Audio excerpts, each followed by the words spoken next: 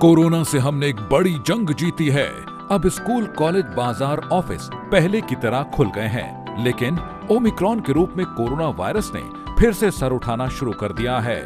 Corona हमें पुनः परेशान न करे, इसके लिए जरूरी है लगातार सावधानी और सजगता। खुद भी सतर्क रहना और दूसरे को भी सावधान करना है। सबसे पहले कोविड टीके की दोनों डोज समय पर लगानी है। याद रखें, टीका ही सबसे बड़ा सुरक्षा कवच है। उत्तराखंड में 100% पात्र लोगों को पहली डोज लगाने के बाद अब तक 75% से ज्यादा पात्र लोगों को दूसरी डोज भी लग चुकी है। कोरोना से जंग के बीच जनजीवन तेजी से दौड़ता रहे, इसीलिए हम सबको अपनी जिम्मेदारी अच्छी तरह निभानी है। जरूरी है वही सतर्कता। अपने हाथों की सफाई का ध्यान रखें, घर से बाहर मास्क लगाएं और कोविड से बचाव संबंधी सभी नियमों का पालन करें। हमने मन में ठाना है, कोविड से सबको बचाना है। किसानों की उन्नत फसलों के जैसे ही किसानों के जीवन में हो उन्नति, इसी संकल्प के साथ प्रदेश के युवा मुख्यमंत्री सीएम धामी किसानों को पहुंचा रहे हैं हर योजना का लाभ। आज प्रदेश में किसानों को 3 लाख रुपए तक का ऋण बिना ब्याज के उपलब्ध कराया जा रहा है। पीएम किसान सम्मान निधि के अंतर्गत पात्र कृषकों को प्रतिवर्ष 6,000 रुपए का भुगतान उनके बैंक खातों में किया जा रहा है। उत्तराखंड में प्रधानमंत्री किसान मानधन योजना नामक वृद्धावस्था स्वैच्छिक और अंशदायी पेंशन योजना के अंतर्गत 60 वर्ष की आयु प्राप्त करने वाले कृषकों के लिए 3,000 रुपए की एक सुनिश्चित मासिक पेंशन की भी व्यवस्था की गई है। मृदा स्वास्थ्य कार्ड के प्रयोग से उत्तराखंड में आज लगभग 9 लाख कृषकों को निःशुल्क मृदा स्वास्थ्य कार्ड उपलब्ध कराए गए हैं। सुदूरवर्ती पर्वतीय क्षेत्रों में फार्म मशीनरी बैंक एवं मैदानी क्षेत्रों में कस्टम हायरिंग सेंटर स्थापित कर कृषकों तक कृषि यंत्रों की पहुँच बढ़ाई गयी। प्रधानमंत्री फसल बीमा योजना के अंतर्गत 2017 से अब तक प्रदेश में लगभग 6 लाख कृषक बीमित किए गए हैं और 1,02,577 कृषकों को 2,316.26 लाख क्षतिपूर्ति का भुगतान किया गया है। दुग्ध समितियों के सचिवों हेतु मैदानी क्षेत्रों में 50 पैसे एवं पर्वतीय क्षेत्रों में 1 रुपए प्रति लीटर दूध में प्रोत्साहन राशि बढ़ाई गई। उत्तराखंड में किसानों को मिल रहा है केंद्र और प्रदेश सरकार की हर योजना का लाभ। किसानों के लिए समर्पित उत्तराखंड की धामी सरकार का यही है प्रयास। कुछ तो बात है, उत्तराखंड खास है।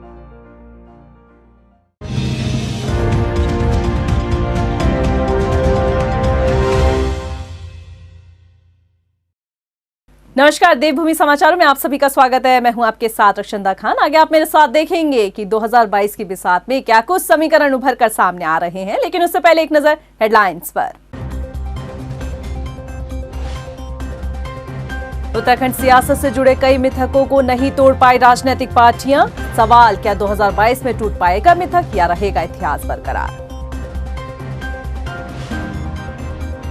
2022 की बिसात में आज देखिए कैसे बदले यमुनोत्री विधानसभा सीट पर सियासी समीकरण। भाजपा के लिए कांग्रेस से कम निर्दलीय बन सकते हैं ज्यादा बड़ी चुनौती। और 2022 की बिसात में देखिए चक्राता विधानसभा का चुनावी इतिहास। 4 बार से कांग्रेस का रहा कब्जा। इस बार भी बीजेपी कांग्रेस के साथ अन्य दल भी मैदान में। सवाल, क्या कांग्रेस दोहराएगी इतिहास? हेडलाइंस के बाद बात करेंगे 2022 की बिसात में। बात करेंगे किस तरीके से 2022 के दंगल के लिए चुनावी पार्टियां मशगूल है और किस तरह से राजनीतिक पार्टियां एक दूसरे को शहमात देने में लगी हुई है। इस बीच हम आपको कई सियासत के ऐसे मिथकों से भी रूबरू कराएंगे जिन्हें 21 साल की राजनीतिक में आज तक कोई नहीं तोड़ पाया। उत्तराखंड में चाहे जनता हो या फिर राजनीतिक दल, सबकी निगाहें 2022 के विधानसभा चुनाव पर टिकी है। आर पार की लड़ाई में भाजपा और कांग्रेस दोनों ही आमने सामने हैं। सत्ता पर कौन काबिज होगा, किसकी सरकार बनेगी, इन्हीं सब सवालों के साथ विधानसभा चुनाव के रण में सभी पार्टियां अपना दमखम दिखाने लगी है। एक रिपोर्ट। उत्तराखंड में 2022 का विधानसभा चुनाव वाकई दिलचस्प होने वाला है। चुनाव के लिए सभी राजनीतिक पार्टियों ने कमर कस ली है और इस चुनावी जंग में हमेशा की तरह सबसे आगे भाजपा और कांग्रेस आमने सामने हैं। दोनों ही पार्टियां पुरजोर तरीके से चुनावी मैदान में डटी हुई नजर आ रही है। ऐसे में दिलचस्प ये होगा कि राज्य गठन के बाद से एक मिथक बना हुआ है कि एक बार कांग्रेस तो अगली बार भाजपा की सरकार बनती है। तो क्या इस बार कांग्रेस आएगी या फिर बाजी भाजपा ही मार ले जाएगी? ऐसे ही कई सवालों के साथ 2022 के चुनाव का सफर रोमांचक होने वाला है। दरअसल उत्तराखंड में भाजपा और कांग्रेस दोनों ही पार्टियों का राज्य में 2-2 बार चुनाव जीतने का इतिहास रहा है। राज्य गठन के बाद पहला विधानसभा चुनाव 2002 में हुआ था, जिसमें कांग्रेस ने जीत हासिल कर सरकार बनाई थी। इसके बाद 2007 के चुनाव में भाजपा की सरकार बनी और फिर 2012 के विधानसभा चुनाव में कांग्रेस की सरकार आई और इसके बाद 2017 में भाजपा ने प्रचंड बहुमत का रिकॉर्ड बनाकर सत्ता पर जीत हासिल की थी, जिसे देखकर साफ पता चलता है कि राज्य के इस 20 साल के राजनीतिक सफर में दोनों पार्टियों में से कोई भी दल लगातार दूसरी बार सत्ता में वापसी नहीं कर पाया। लेकिन 2017 में प्रचंड बहुमत के साथ जीत हासिल करने वाली भाजपा एक बार फिर से 2022 में सत्ता परिवर्तन के मिथक को तोड़ने के लिए जी जान से जुटी हुई है। 60 पार के लक्ष्य को आगे लेकर बढ़ रही भाजपा जनता को हर मोड़ पर खुश करने का काम कर रही है।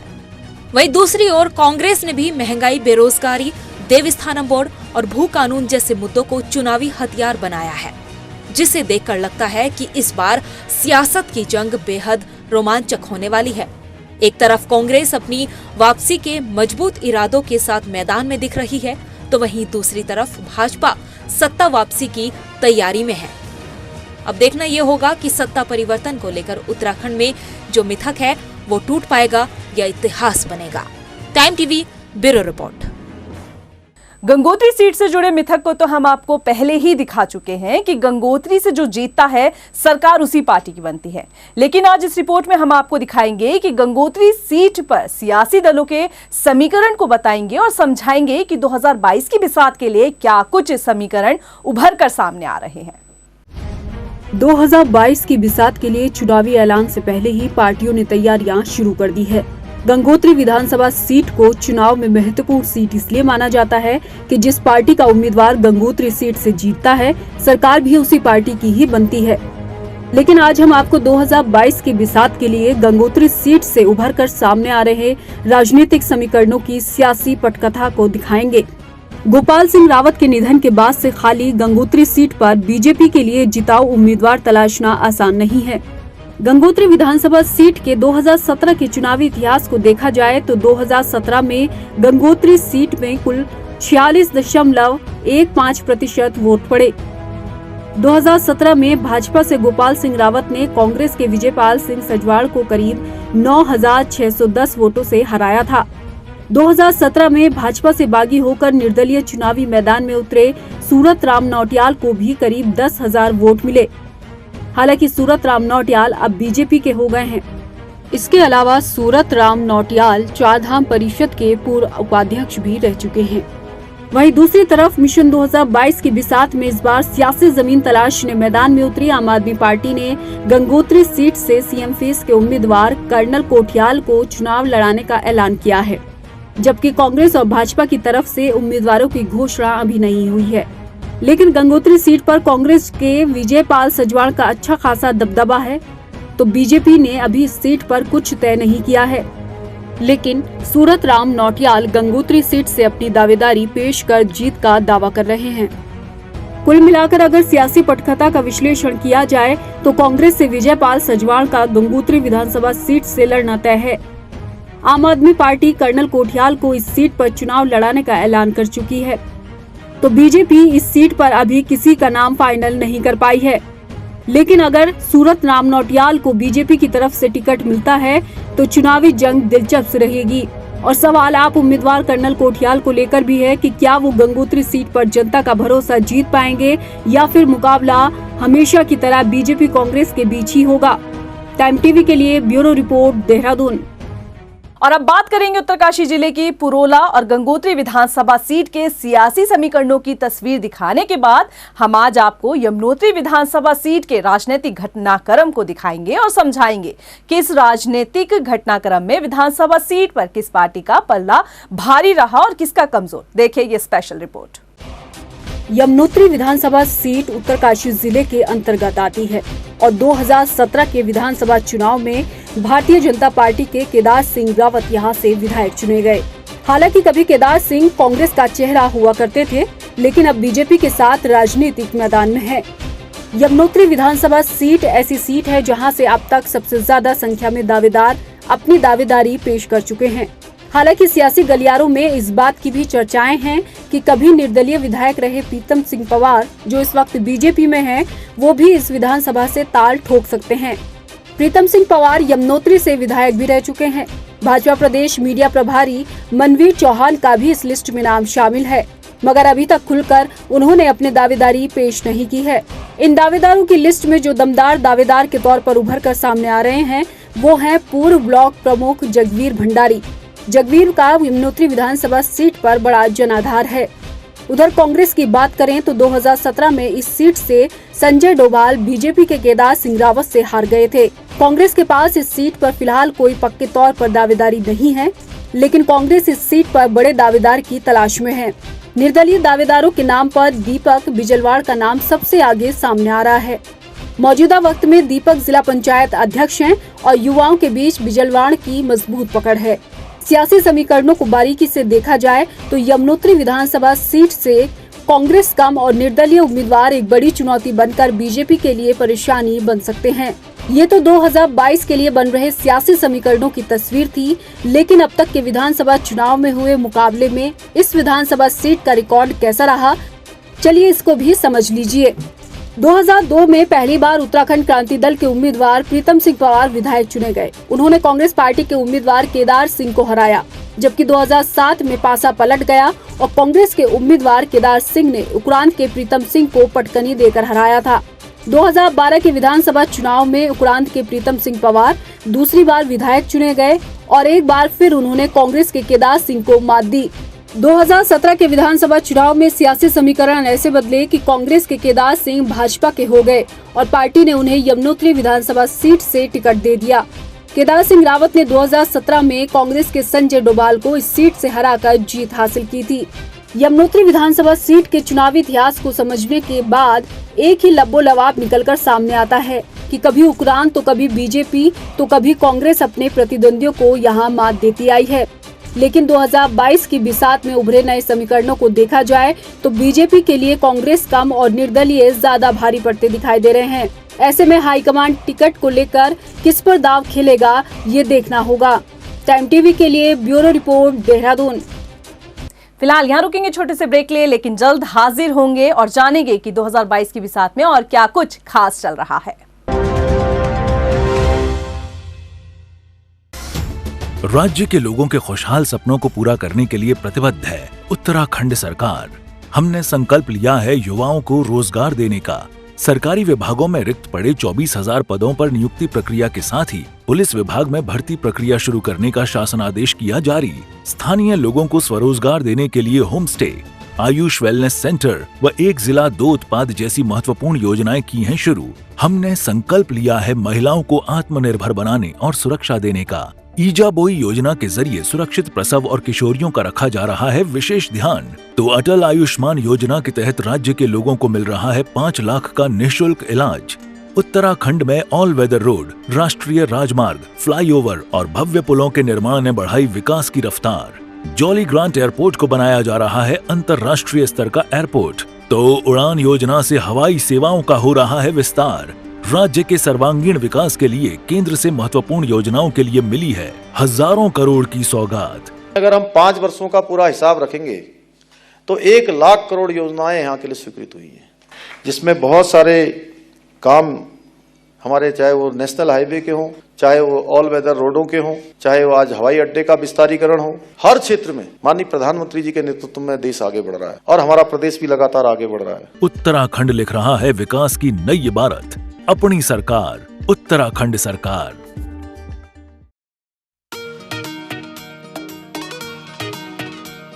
विकास का पहिया घूम रहा है, अंधेरा आंखें मूंद रहा है। उजियारा हर तरफ है देखो, नया ये उत्तराखंड है देखो। माननीय प्रधानमंत्री श्री नरेंद्र मोदी जी के मार्गदर्शन और धामी जी के नेतृत्व ने उत्तराखंड राज्य को 1 लाख करोड़ से अधिक के विकास कार्यों की सौगात देकर असंभव कार्यों को भी संभव करके दिखाया है। संजीवनी की माउंटेन से बिजली यहाँ चमकती है, नेचर और कल्चर की अद्भुत काया यहाँ दमकती है। एक्सप्रेसवे दौड़ रहे हैं, टाइम की टेंशन तोड़ रहे हैं। नवनिर्माण हर तरफ है देखो, संवरता उत्तराखंड है देखो। ऋषिकेश कर्णप्रयाग रेल परियोजना के तहत 16,216 करोड़ की 125 किलोमीटर लंबी रेल परियोजना टनकपुर बागेश्वर और डोईवाला से गंगोत्री यमुनोत्री रेल लाइन के साथ ही केंद्र सरकार ने उत्तराखंड के लिए भारतमाला परियोजना के अंतर्गत 10,000 करोड़ रुपए की लागत से 570 किलोमीटर लंबाई की कुल 5 सड़कें मंजूर की हैं। 9 लाख से अधिक किसानों को कुल 1388 करोड़ की किसान सम्मान निधि, पर्यटन को बढ़ावा देने के लिए केदारनाथ धाम में 225 करोड़ रुपए की लागत से सौंदर्यीकरण, कोरोना महामारी में उत्तराखंड का जनजीवन सुरक्षित करने के लिए केंद्र सरकार के सहयोग से उत्तराखंड के सभी पात्र लोगों को 100% पहली डोज लगाई जा चुकी है। उजियारा हर तरफ है देखो, नया ये उत्तराखंड है देखो।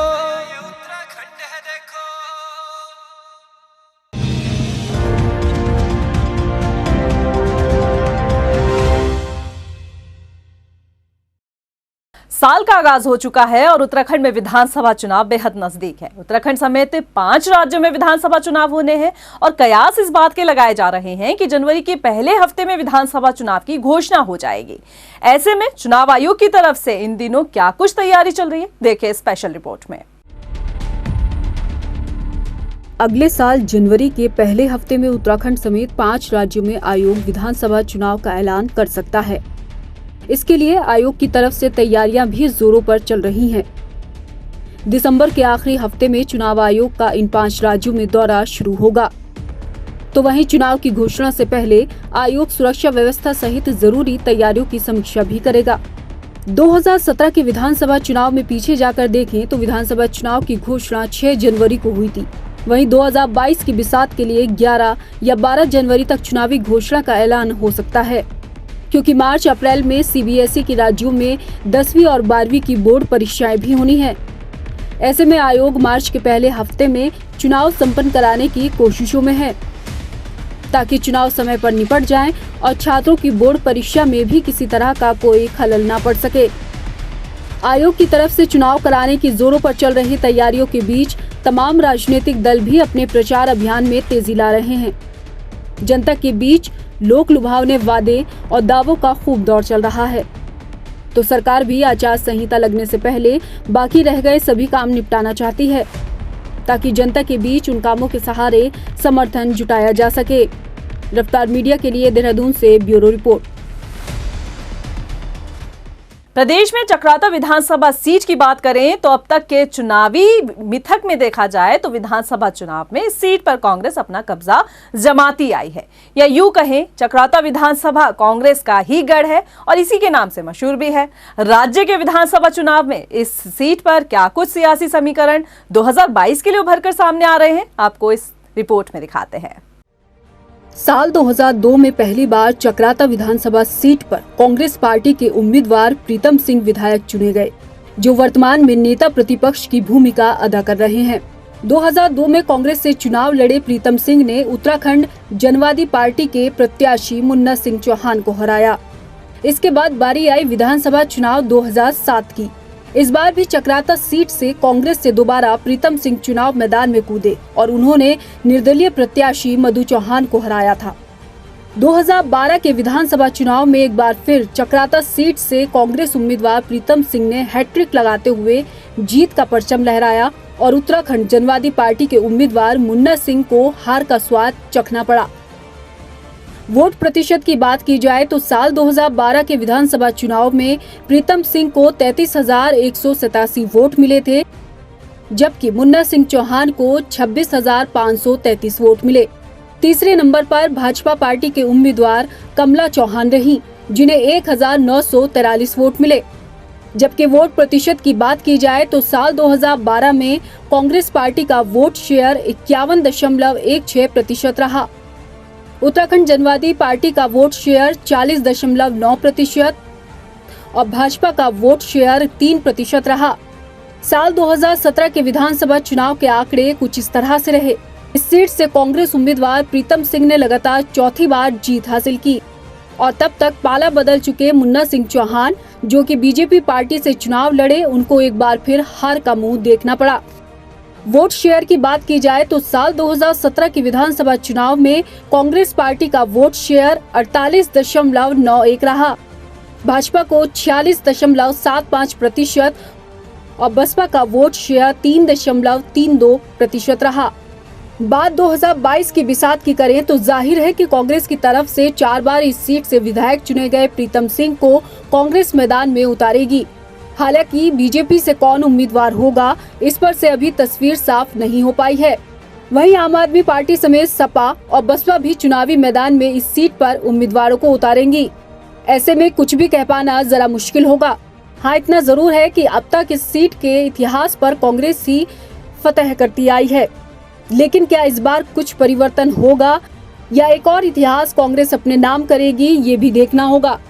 रफ्तार मीडिया के लिए ब्यूरो रिपोर्ट, देहरादून। अभी के लिए फिलहाल इतना ही, मुझे दीजिए इजाजत, लेकिन चलते चलते एक नजर हेडलाइंस पर। उत्तराखंड सियासत से जुड़े कई मिथकों को नहीं तोड़ पाई राजनीतिक पार्टियां। सवाल, क्या 2022 में टूट पाएगा मिथक या रहेगा इतिहास बरकरार? 2022 की बिसात में आज देखिए कैसे बदले यमुनोत्री विधानसभा सीट पर सियासी समीकरण। भाजपा के लिए कांग्रेस से कम निर्दलीय बन सकते हैं ज्यादा बड़ी चुनौती। और 2022 की बिसात में देखिए चक्राता विधानसभा का चुनावी इतिहास। 4 बार से कांग्रेस का रहा कब्जा। इस बार भी बीजेपी कांग्रेस के साथ अन्य दल भी मैदान में। सवाल, क्या कांग्रेस दोहराएगी इतिहास?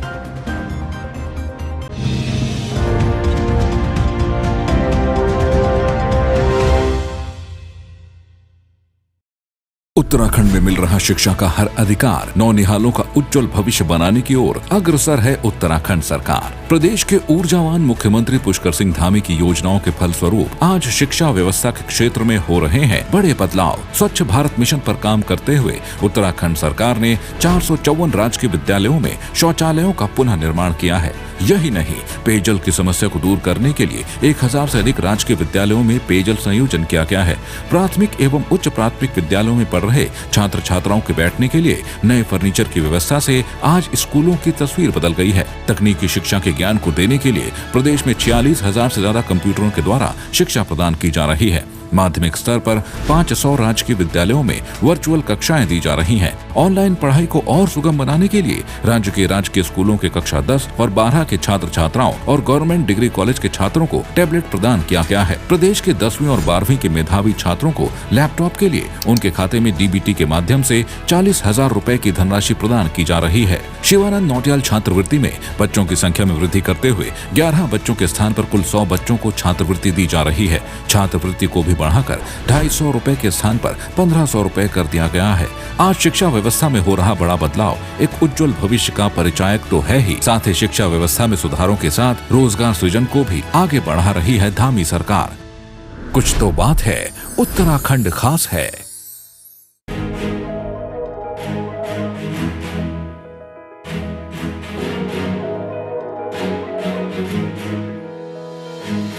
धामी सरकार का एक है मन, उत्तराखंड बने नंबर 1। धामी सरकार का एक है मन, उत्तराखंड बने नंबर 1। बात होने लगी यहाँ अब रोजगार की, on whether road Badrinath Kedar की। कोविड-19 से पूरी जनता को बचाया, नए मार्गों को बना के पर्यटन को बढ़ाया। स्वस्थ हर जन उम्दा सोच हो हमारी, शिक्षा में प्रगति पहाड़ में रेलगाड़ी। महिला सशक्तिकरण की पहल हमारी, गाँव गाँव जन जन के अब हक की बारी। पाए युवा रोजगार, समाप्त बेरोजगारी, किसानों का हक अब हमारी जिम्मेदारी। सशक्त प्रदेश बनाने की पूरी तैयारी।